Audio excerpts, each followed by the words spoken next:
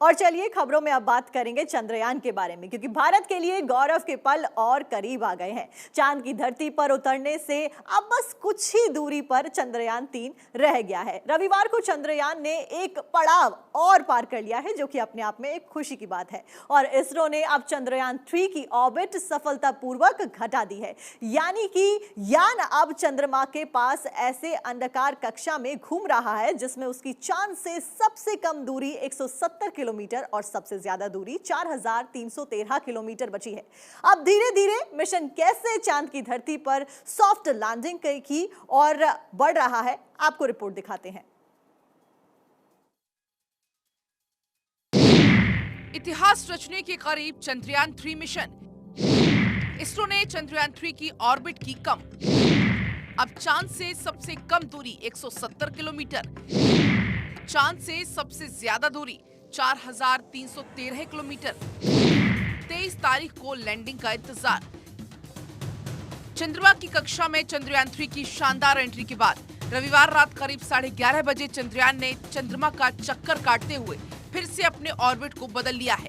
इसरो ने कहा है कि इसने चंद्रमा की कक्षा के अंदर चंद्रयान 3 को उसके और नजदीक पहुंचने की कवायद सफलतापूर्वक पूरी कर ली है। इसरो ने ट्वीट कर बताया कि चंद्रयान 3 योजनाबद्ध कक्षा कटौती प्रक्रिया से सफलतापूर्वक गुजरा है। इंजनों की रेट्रो फायरिंग ने इसे चंद्रमा की सतह के करीब ला दिया, जो अब 170 किलोमीटर और 4313 किलोमीटर है। कक्षा को और कम करने वाला अगला कार्यक्रम 9 अगस्त की देर रात 1 से 2 बजे के बीच निर्धारित है।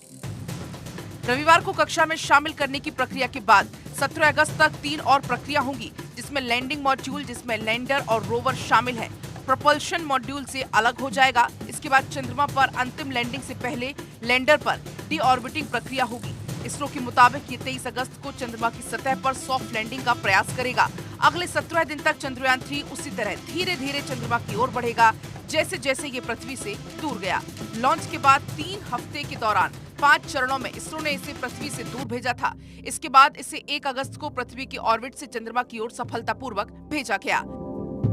चंद्रयान 3 का सफर 9 अगस्त दोपहर 1:45 बजे ऑर्बिट को बदलकर 4 से 5000 किलोमीटर की ऑर्बिट में डाला जाएगा।